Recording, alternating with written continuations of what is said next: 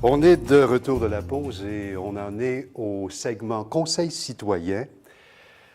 Il y a la campagne en vue des élections scolaires qui est présentement en cours. Le scrutin aura lieu, vous le savez déjà, le 2 novembre prochain. Pour nous parler de cette structure d'élection, de cette mécanique pour arriver à ces élections, j'ai comme invité Valérie Gobeil, elle est secrétaire d'élection à la Commission scolaire de Montréal. Bonjour, Mme Gobeil. Bonjour. Première question pour vous. Oui. Les dernières élections scolaires remontent à 2007. Oui. Pourquoi 7 ans de délai entre ces deux élections? En fait, les élections scolaires ont normalement lieu à tous les 4 ans. Et donc, suivant celle de 2007, la prochaine aurait dû avoir lieu en 2011. Mais en 2010, le gouvernement a adopté un projet de loi qui repoussait la date de la prochaine élection scolaire à une date ultérieure. Et pendant plusieurs années, le gouvernement n'a pas décidé de déclencher ou d'annoncer la tenue d'élections scolaires. Et c'est en début d'année 2013 que le gouvernement a annoncé qu'il y aurait des élections en novembre 2014. L'élection 2014, combien de postes y a-t-il à combler? En fait, il y a 12 circonscriptions à la Commission scolaire de Montréal. Et donc, pour chaque circonscription, il y a un poste de commissaire. En plus de ça, il y a le poste à la présidence de la Commission scolaire.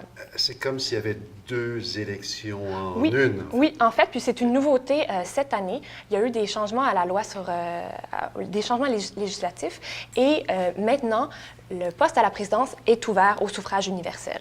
Et donc, il y aura des élections pour élire 12 commissaires. Expliquez-moi le suffrage universel. Le suffrage universel, c'est ce qui veut dire que tous les électeurs qui sont inscrits sur la liste électorale vont voter pour élire un président cette année, pour cette élection. D'accord, c'est beaucoup plus précis. Parfait. 42 candidats qui se sont lancés dans la course dans les différentes circonscriptions. Exactement. Ça englobe l'entièreté de l'île de Montréal? En fait, non. La Commission scolaire de Montréal a un territoire qui couvre, oui, une bonne partie de l'île de Montréal, mais il y a aussi d'autres commissions scolaires qui ont leur territoire là, sur l'île, dont la Commission scolaire Pointe-de-l'Île ou Commission scolaire Marguerite-Bourgeois. En ce qui concerne la commission scolaire de Montréal, oui. Je me rappelle à une certaine époque où il y avait des commissions scolaires anglophones, il y avait des commissions scolaires, disons, protestantes et catholiques à l'époque. Oui, à l'époque. Dans le cadre de la commission scolaire de Montréal, tout ça est englobé, là, même. En fait, non. Il y a encore la commission scolaire anglophone, le English Montreal School Board. Et puis, une personne peut avoir son domicile sur le territoire à la fois de la Commission scolaire de Montréal et du English Montreal School Board. Dans ce cas-là, il faudra qu'elle fasse un choix. C'est-à-dire qu'une personne est automatiquement inscrite sur la liste électorale pour voter à la Commission scolaire de Montréal. Mais si elle voulait faire le choix, si elle était aussi sur le territoire du English Montreal School Board et voulait faire le choix de voter à la commission scolaire anglophone, elle pouvait faire une demande en ce sens. D'accord. Dans le cas présent, 4 partis sont représentés. Il y a le MEMO, qui est le Mouvement pour une école moderne et ouverte. Il y a les candidats de priorité école. Il y a les candidats de la CREM, c'est la coalition du renouveau des écoles montréalaises, et il y a un parti indépendant. En fait, je vais vous corriger ici. Allez-y. Parce que, d'abord, il n'y a pas de parti au niveau scolaire. On parle vraiment d'équipe reconnue. Donc, c'est une particularité. Non, c'est une finesse à préciser. Parce qu'il y a des règles différentes qui s'appliquent. Il n'y a vraiment pas de parti politique au niveau scolaire. Mais oui, il y a des équipes reconnues. Et en fait, il y a 3 équipes reconnues et il n'y a pas de parti indépendant comme tel. Si on y allait, là, il nous reste quoi, 2 minutes et demie à peu près? Si on y allait dans le factuel, oui. Qu'est-ce que l'électeur doit savoir pour se rendre au 2 novembre prochain? D'abord, qui peut exercer son droit de vote? En fait, toute personne qui peut être électeur et qui a le droit d'être inscrit sur la liste électorale peut aller voter. Pour être électeur, il faut être majeur, donc avoir 18 ans accompli le jour du scrutin, le 2 novembre. Il faut être de citoyenneté canadienne.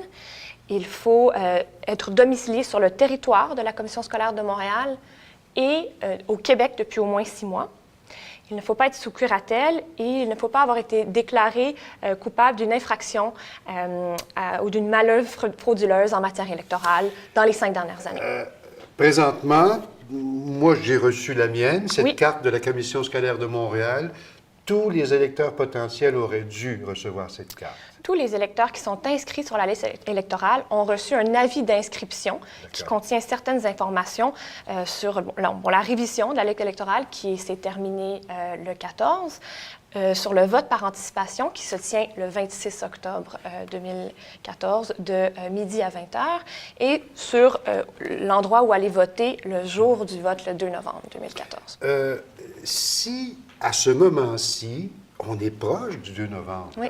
y a-t-il possibilité pour un citoyen de s'inscrire ou si la date, c'est terminé S'inscrire sur la liste électorale. sur la liste électorale? La période de révision de la liste électorale s'est terminée le 14. Donc, à ce stade-ci, si un électeur n'a pas fait les démarches pour vérifier, en fait, il devrait avoir reçu un carton à son domicile, Comme ça. lui indiquant s'il était inscrit ou pas. S'il n'était pas inscrit et qu'il n'a pas fait les démarches pour s'inscrire, c'est malheureusement trop tard pour cette élection scolaire-ci. Madame Gobeil, d'abord, vote par anticipation 26 octobre 2014. entre midi et 20 heures. Exactement. Le vote régulier 2 novembre 2014, entre 10 h et 20 h. et 20 heures.